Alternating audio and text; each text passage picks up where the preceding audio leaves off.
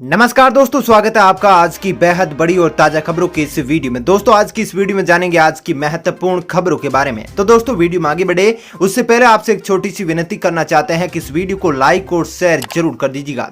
वहीं पर दोस्तों वीडियो में आगे बढ़े उससे पहले आपके जनरल नॉलेज में वृद्धि के लिए आपसे एक प्रश्न पूछना चाहते हैं। आज आपको कमेंट करके बताना है कि केदारनाथ का मंदिर किस राज्य में स्थित है। जी हाँ, कमेंट करके उस राज्य का नाम आप जरूर बताइएगा।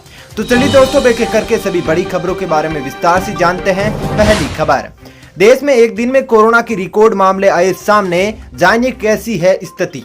जी हाँ दोस्तों, देश में कोरोना संक्रमण ने अब तक के सारे रिकॉर्ड ध्वस्त कर दिए हैं। हर दिन पिछले दिन से ज्यादा नए कोरोना मामले दर्ज हो रहे हैं।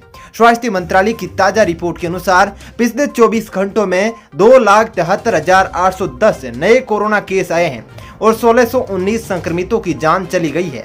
हालांकि 1,44,178 लोग कोरोना से ठीक भी हुए हैं। इससे पहले शनिवार को 2,61,500 नए केस सामने आए थे। चलिए दोस्तों अब जानते हैं अगली खबर। सरकार का बड़ा फैसला, अब 1 अप्रैल से सबको लगाई जाएगी वैक्सीन। जी हां दोस्तों, कोरोना की दूसरी लहर के बीच केंद्र सरकार ने बड़ा फैसला लिया है।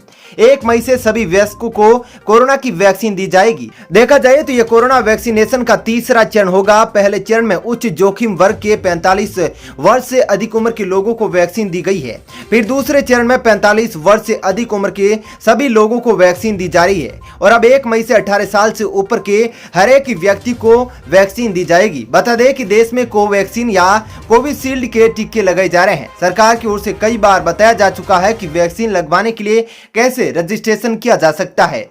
चलिए दोस्तों जानते हैं अगली खबर। पीएम मोदी आज करेंगे वैक्सीन उत्पादकों के साथ बैठक, शाम 6 बजे होगी बैठक। जी हां दोस्तों, कोविड-19 रोधी टीका लगाने की उम्र सीमा 18 साल तक करने के बाद प्रधानमंत्री नरेंद्र मोदी आज टीका उत्पादक कंपनियों के शीर्ष अधिकारियों के साथ संवाद करेंगे। सूत्रों के मुताबिक वीडियो कॉन्फ्रेंस से होने वाली ये बैठक शाम 6 बजे होगी। इसमें जैव प्रौद्योगिकी विभाग की ओर से एक प्रस्तुति भी दी जाएगी। चलिए दोस्तों अब जानते हैं अगली खबर। बिहार में नीतीश कुमार सरकार युवाओं को देगी उद्यम के लिए लोन, जानिए कैसे और कितना मिलेगा। जी हां दोस्तों, मुख्यमंत्री नीतीश कुमार की अध्यक्षता में सोमवार को राज्य कैबिनेट की महत्वपूर्ण बैठक हुई। इसमें महिलाओं और युवाओं को स्वरोजगार के लिए मुख्यमंत्री महिला एवं युवा उद्यमी योजना को स्वीकृति दी गई है। साथ ही इन दोनों योजनाओं के लिए वर्ष 2021-22 में 200 करोड़ रुपए जारी किए गए ताकि इस कोरोना काल में अधिक से अधिक संख्या में महिला और युवा इसका लाभ उठा सके। इस योजनाओं के तहत महिलाओं और युवाओं को 10-10 लाख रुपए का लोन सरकार देगी। इसमें 5 लाख रुपए अनुदान होगा, जबकि युवाओं को शेष 5 लाख रुपए महज 1% ब्याज के साथ लौटाने होंगे। महिलाओं को बिना ब्याज के 5 लाख रुपए लौटाने की सुविधा होगी। चलिए दोस्तों अब जानते हैं अगली खबर। ईपीएफ निकासी, आप कोविड महामारी में ले सकते हैं पीएफ ऋण, जानिए क्या है नियम। जी हाँ दोस्तों, कोरोना महामारी संकट के कारण देश में इकोनॉमी की हालत खराब है। कर्मचारी भविष्य निधि संगठन यानी कि ईपीएफओ ने पीएफ अकाउंट से एडवांस पैसा निकालने की सुविधा प्रदान की है। पूरे भारत में कोविड के मामले तेजी से बढ़ रहे हैं। दुनिया भर में लोग कोविड से संक्रमित हो रहे हैं। हेल्थ से लेकर हर इंसान चिंतित है। वेतन भोगी वर्ग के लिए एक राहत की खबर है। दरअसल कर्मचारी भविष्य निधि यानी कि ईपीएफ खाते वाले कर्मचारी पैसे निकाल सकते हैं या मेडिकल ग्राउंड पर ऋण ले सकते हैं। चलिए दोस्तों जानते हैं अगली खबर। डोमिनोज इंडिया पर cyber attack, 10 lakh credit card details के साथ कस्टमर की यह जानकारी भी डार्क वेब पर। जी हां दोस्तों, डोमिनोज इंडिया पर बड़ा साइबर अटैक हुआ है। मशहूर पिज्जा आउटलेट डोमिनोज इंडिया पर साइबर अटैक कर 13 GB का इंटरनल डेटा चोरी हो चुका है। इसमें आईटी, लीगल, फाइनेंस, मार्केटिंग, कर्मचारियों की जानकारी के साथ ऑपरेशंस की भी जानकारी होगी। हैकर्स का दावा है कि यह जानकारी उन्हें 18 करोड़ ऑर्डर डिटेल से मदद से मिली है, जिसमें ग्राहकों के phone numbers, email ID, payment details, delivery के साथ डेबिट और क्रेडिट कार्ड की जानकारी भी शामिल है। चलिए दोस्तों अब जानते हैं अगली खबर। दिल्ली में लॉकडाउन से अफरा तफरी, बस स्टेशनों पर मजदूरों की भीड़, रेलवे ने तत्काल प्रभाव से उठाया यह कदम। जी हां दोस्तों, कोरोना के बढ़ते मामलों ने एक बार फिर प्रवासी मजदूरों के लिए संकट खड़ा कर दिया है। सोमवार को जैसे ही दिल्ली के मुख्यमंत्री अरविंद केजरीवाल ने राजधानी में 1 हफ्ते का लॉकडाउन की घोषणा किया, वहीं पर प्रवासी मजदूरों का जत्था बस अड्डों की तरफ जाता दिखा। अपने घर रवाना होने के लिए बस पाने की कोशिश करते देखा गया। हालांकि प्रवासी कामगारों को आशंका है कि दिल्ली में रोजाना कोरोना वायरस का प्रकोप बढ़ते जा रहा है। ऐसे में लॉकडाउन बढ़ाया जा सकता है। रेलवे ने कहा कि उनसे दिल्ली में अब सभी प्रमुख रेलवे स्टेशनों पर तत्काल प्रभाव से प्लेटफॉर्म टिकटों की बिक्री पर रोक लगा दी है। रेलवे के संभागीय प्रबंधन RNC ने ट्वीट किया कि दिल्ली क्षेत्र के नई दिल्ली, पुरानी दिल्ली, हजरत निजामुद्दीन, आनंद विहार आदि प्रमुख रेलवे स्टेशनों पर प्लेटफॉर्म टिकटों की बिक्री रोक दी गई है। चलिए दोस्तों, अब जानते हैं अगली खबर। कोरोना के इलाज के लिए आयुध एडवांस दवा आई बाजार में, सिर्फ 4 दिन में होगा इलाज। जी हाँ दोस्तों, दुनिया भर में कहर बरपा रहे कोविड-19 की दूसरी लहर के बीच अच्छी खबर है। आयुध एडवांस दवा को अहमदाबाद के 2 सरकारी अस्पतालों में हुए ट्रायल में कोरोना के खिलाफ कारगर पाया गया है। ट्रायल के दौरान पाया गया कि मात्र 4 दिनों के अंदर ही आयुध एडवांस को लेने वाले मरीजों ने वायरस के संक्रमण को काफी हद तक कम कर दिया। आयुध एडवांस का कोई साइड इफेक्ट भी सामने नहीं आया है। जिन कोविड-19 रोगियों का इलाज आयुध एडवांस से किया गया, वे सभी कोविड-19 नेगेटिव आए और बुखार, खांसी और सांस की तकलीफ जैसे लक्षणों में बेहद सुधार देखा गया है। चलिए दोस्तों, अब जानते हैं अगली खबर।